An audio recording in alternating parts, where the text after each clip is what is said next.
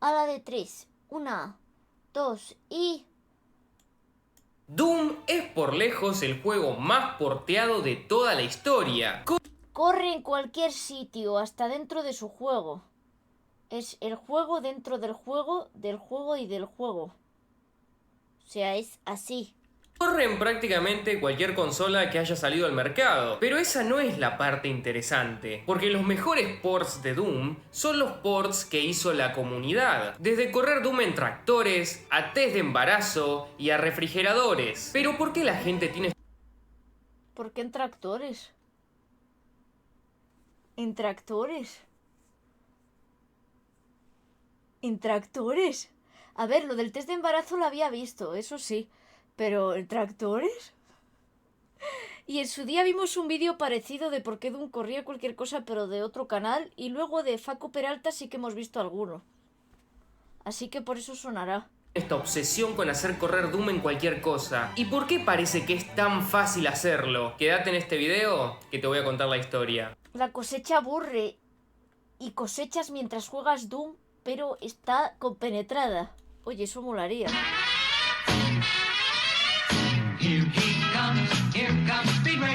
El 10 de diciembre de 1993 salió al mercado Doom, el juego que terminó de catapultar el estrellato masivo a su desarrolladora id Software, que había sido fundada en 1991 por John Carmack, John Romero, Tom Hall y Adrian Carmack. id Software es una empresa histórica y dos de sus fundadores, John Carmack y John Romero, son nombres importantísimos en la industria de los videojuegos.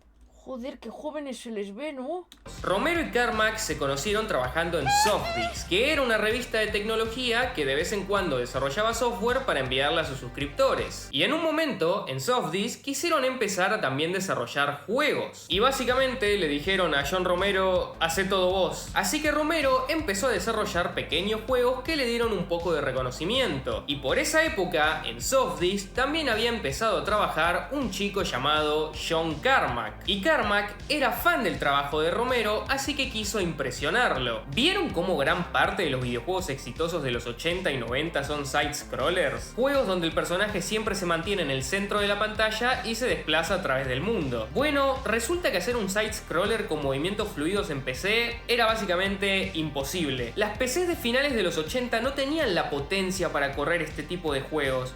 Estaban todavía muy verdes. Porque básicamente no podían redibujar la pantalla cada frame a medida que todo se desplazaba. Y en esos años, estos tipos de juegos eran por lejos los más populares. La gente compraba consolas para jugar side-scrollers. Y la PC, al no poder correr este tipo de juegos, siempre era vista como una plataforma secundaria. Muchas empresas y muchos programadores trataron de solucionar esta problemática, pero ninguno tuvo éxito, porque ninguno de ellos era John Carmack. Una noche de 1990, John Carmack se encerró en su habitación con una computadora, una Super Nintendo, una copia de Super Mario Bros. 3 y una pizza de pepperoni. Y esa noche, John Carmack logró desarrollar un side-scroller para PC. Un chico de 20 años logró en una sola noche lo que toda la industria de los videojuegos no había podido hacer durante años.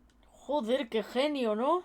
Y la solución fue bastante simple en realidad. Lo que hizo básicamente es que la PC no tuviera que redibujar toda la pantalla en cada frame, sino que hizo que los elementos estáticos que nunca cambiaban, como por ejemplo el cielo de fondo, siempre fueran fijos y que no tuvieran que estar redibujándose constantemente. Y esto le sacó mucha carga gráfica de encima a la computadora, haciendo que pudiera correr un side-scroller. Simple, pero parece que nunca se le había ocurrido a nadie antes que a John Carmack. Carmack le mostró sus descubrimientos a su amigo Tom Hall, y ambos, también en una noche, desarrollaron una copia del primer nivel de Super Mario Bros. 3 para PC, y llamaron a este pequeño juego que habían creado Dangerous Dave in Copyright Infringement. Literal.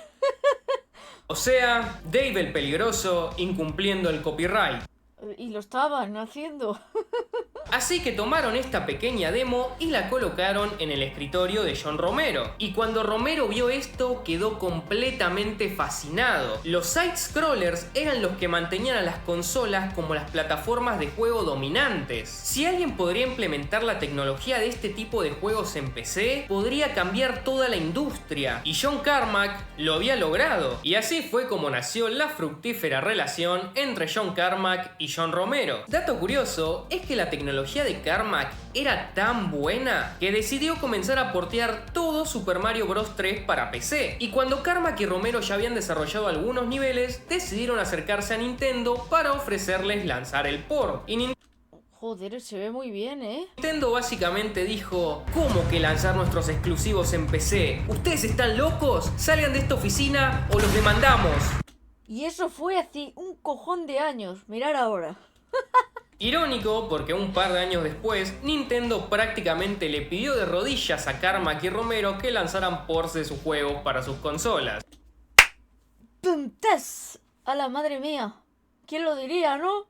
Joder. Pero bueno, después de eso, John Romero, John Carmack, Tom Hall y Adrian Carmack le dijeron chau chau adiós a Softdisk y se fueron a fundar su propia empresa, id Software. Y su primer juego fue Commander King, que fue el primer side-scroller para PC que realmente tenía el nivel de un juego de consola. Así siguieron por un tiempo desarrollando juegos pequeños que distribuían mediante un modelo en el que fueron pioneros, el modelo del shareware. Esto era básicamente subir tu juego a internet de forma gratuita, pero la gente que lo descargara solo podía jugar aproximadamente un 30% del juego. Si querías jugar el resto del juego, tenías que llamar al desarrollador, enviar un cheque y estos iban a mandarte la versión completa del juego. ¡Hala! Era como una beta de lo que son las demos de ahora. ¡Qué chulada! Lo bueno de este modelo es que el desarrollador podía ahorrarse muchísimos costos, porque no tenía que pagarle a un publisher, no tenía que pagar la distribución del juego y tampoco tenía que darles un porcentaje a tiendas físicas que vendieran copias del juego. Y lo malo de esto es que los juegos shareware no tenían publicidad en ningún lado, su éxito dependía del boca en boca. Además, hay que tener en cuenta que estamos hablando de principios de los 90, cuando muy poca gente tenía acceso a internet. Y a ordenadores. Pero bueno, vamos acelerando un poco. La saga Commander King fue un éxito, y en este punto John Romero empezó a tomar un papel más artístico en el desarrollo de los juegos. No, a lo que me refiero que era una beta de lo que serían las demos. O sea, era la idea de las demos de ahora, pero que podías probar hasta el 30%. O sea, es brutal. Convirtiéndose en el diseñador principal de la compañía y Carmack en el hombre que programaba. Básicamente eran como el arquitecto y el ingeniero. Carmack se volvió famoso por el desarrollo de sus motores gráficos. El tipo realmente era un mago informático. Desarrolló un motor pseudo 3D donde corría el juego Catacomb. También desarrolló el motor de Quake, que ¡Qué bien se ve Quake, eh! fue el motor donde corría el primer Half-Life. Y también desarrolló el motor de Quake 2, que fue donde corría el primer Call of Duty. Hubo un momento en la industria en que básicamente todas las compañías estaban usando los motores gráficos desarrollados por Carmack. Y este obviamente no regalaba su tecnología. Las compañías tenían que pagar una licencia para usar estos motores. Por lo que se imaginarán la plata que estaban facturando en id Software. Pero bueno, todo ese reinado del terror terminó cuando llegó un Unreal Engine que le sacó todo el mercado, pero eso ya es otra historia. Y gracias a las visiones de Romero y a los dedos de Carmack, en mayo de 1992, id Software lanzó Wolfenstein 3D, un juego que revolucionó el género de los shooters en primera persona y estableció a id Software como una fuerza súper importante en la industria. Y con todo el dinero que amasaron con Wolfenstein 3D, en id Software decidieron que ahora iban a desarrollar el mejor juego de la historia. Querían hacer un juego que fuera un antes y un después en la industria. Y lo hicieron de verdad. Romero iba a diseñarlo y Carmack iba a hacerlo realidad. E inclusive antes de siquiera saber de qué se iba a tratar el juego, ya habían decidido el nombre: Doom. Y habían elegido este nombre porque el juego iba a representar la perdición de toda la industria. Y también por esta escena de una película de Tom Cruise. What you got in there? Doom. ¡Wow! ¡Lo dijo! Y en 1993 por fin llegó al mercado Doom. Y fue un espectáculo total, nunca se había visto nada igual. Tenía gore, tenía monstruos, tenía una banda sonora espectacular y en la parte técnica también era una maravilla. Está brutalísimo, la verdad, y pasan los años y sigue estando igual de genial. Tenía algunos de los mejores gráficos que se habían visto en la industria hasta ese momento, los niveles tenían desplazamiento vertical, el juego corría súper bien, era una maravilla en todo sentido. Doom fue tan popular que se volvió la cara de todo el género de FPS. Y básicamente durante toda la década de los 90 y de los 2000 e inclusive a veces al día de hoy, a muchos FPS directamente se los llama Doom Clones. Clones de Doom. Ser una copia de Doom era literalmente un género de videojuegos. Y el juego fue tan grande que fue porteado a todas las PCs y consolas de su época. Super Nintendo, 3DO, Atari Jaguar, Game Boy, PlayStation, Sega Saturn, todo corría Doom. Esto sí que rompió el mundo y no como One Piece. Esto sí que es romperlo, de verdad. Y sigue, aún en día, rompiéndolo. Y cada versión tenía sus pros y sus contras. La mayoría de las versiones tuvieron que sacrificar calidad gráfica a diferentes niveles. Algunas versiones directamente tuvieron que sacrificar la banda Joder, tenía esta versión en Atari. sonora, otras tuvieron que cortar niveles, cortar monstruos, etc. Pero nada de eso importaba porque Doom era tan popular que todas las compañías lo querían en sus sistemas. No importaba para nada los sacrificios de calidad que se tuvieran que hacer. Llegó a ser tan popular que incluso Bill Gates hizo un comercial donde se metía adentro de Doom para promocionar Windows 95. ¡Qué maravilla! Joder, esto es brutal. Pero bueno, un tiempo después y luego del desarrollo de Quake, otro juego de id Software, Romero abandonó la empresa por diferencias creativas con Carmack. Y aparte de las diferencias creativas, pasaba que Carmack era un adicto al trabajo y Romero había estado aprovechando al máximo toda la fama que le trajo Doom y se estaba dedicando a vivir una vida de excesos y rock and roll. Y trataba de estar en la oficina el menor tiempo posible. Así que este también fue un punto bastante importante que hizo que todos en la compañía le pidieran a Romero que renuncie y este aceptó. Pero la carrera de Romero no terminó ahí porque fundó su propio estudio Ion Storm. Y Ion Storm fue el estudio que hizo Daikatana, uno de los peores juegos de la historia. Pero bueno, Ion Storm también desarrolló Deus Ex, que es uno de los mejores juegos de la historia. ¡Ah, qué curioso! Uno de los mejores y uno de los peores. Pero John Romero no tuvo nada que ver en el desarrollo de este juego. Pero bueno, volvamos a Doom. El juego fue un éxito masivo e incluso en esa época ya era un meme ver cómo todas las compañías de computadoras y de consolas trataban de adaptar Doom a sus sistemas, todos realizando un montón de cambios. Además también, como dije, Doom era un shareware, o sea que la gente podía descargar los primeros niveles del juego de forma gratuita por internet. Por lo que básicamente todas las computadoras tenían Doom, no había forma de escapar de Doom. Era jugable en todas ya. Estaba en todas las consolas y en las PCs de todos. Y todos los demás juegos que salían en esa época que no eran Doom, eran clones de Doom. Durante toda la década de los 90 solo había Doom.